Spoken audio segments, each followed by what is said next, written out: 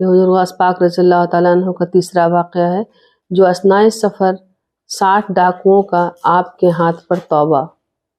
یہ کیا ہے؟ حضور غوث اعظم غوث پاک رضی اللہ تعالیٰ عنہ اپنی والدہ ماجدہ سے رخصت ہو کر ایک چھوٹے سے قافلے کے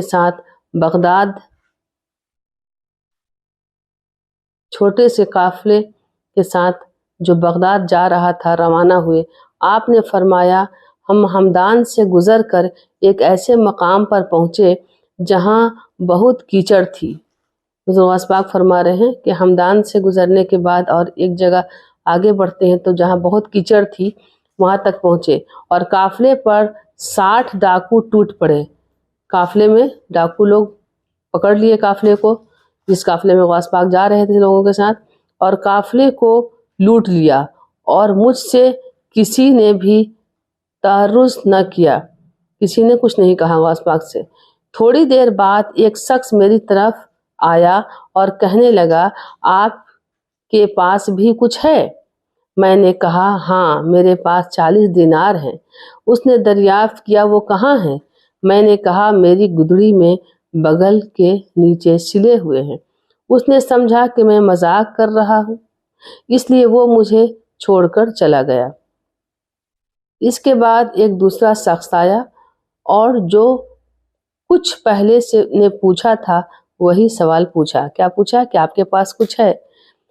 میں نے جو پہلے شخص کو جواب دیا تھا اس کو بھی وہی جواب دیا۔ ان دونوں نے جا کر اپنے سردار کو یہ خبر سنائی تو اس نے مجھے اپنے پاس بلایا۔ سردار نے مجھ سے پوچھا کہ کیا تمہارے پاس واقعی 40 دینار ہیں؟ میں نے کہا ہاں میری گدڑی میں سلے ہوئے ہیں۔ اس نے میری گدڑی ادھیڑی اور اس میں سے 40 دینار نکلے۔ اس نے حیرت سے پوچھا کہ اس کو ظاہر کرنے پر کس چیز نے تجھے مجبور کیا؟ میں نے کہا میری والدہ ماجدہ نے مجھے سچ بولنے کی تاکید کی تھی۔ میں ان سے عہد شکنی نہیں کر سکتا تھا۔ عہد شکنی مطلب وعدہ توڑنا۔ میں ان سے ماں سے وعدہ کے خلافی نہیں کر سکتا تھا، میں وعدہ نہیں توڑ سکتا تھا جو ماں نے وعدہ دیا تھا کہ کبھی جھوٹ مت بولنا۔ ڈاکوؤں کا سردار میری یہ گفتگو سن کر رونے لگا اور کہنے لگا کہ آپ اپنی والدہ ماجدہ سے عہد شکنی نہیں کر سکتے اور میری عمر گزر گئی ہے کہ میں اب تک اپنے پروردگار سے برابر عہد شکنی کر رہا ہوں۔ عہد شکنی میں نے وعدہ توڑنا۔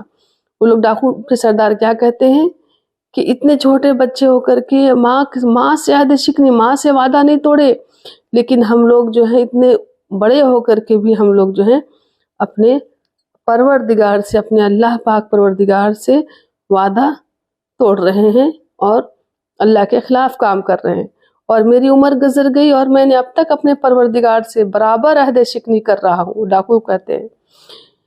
پھر اس نے میرے ہاتھ پر توبہ کی۔ اس کے بعد اس کے سب ساتھیوں نے کہا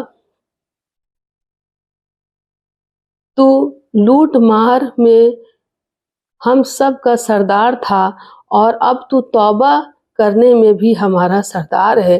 پھر ان سب نے بھی میرے ہاتھوں پر توبہ کی اور قافلے کا سارا مال واپس کر دیا۔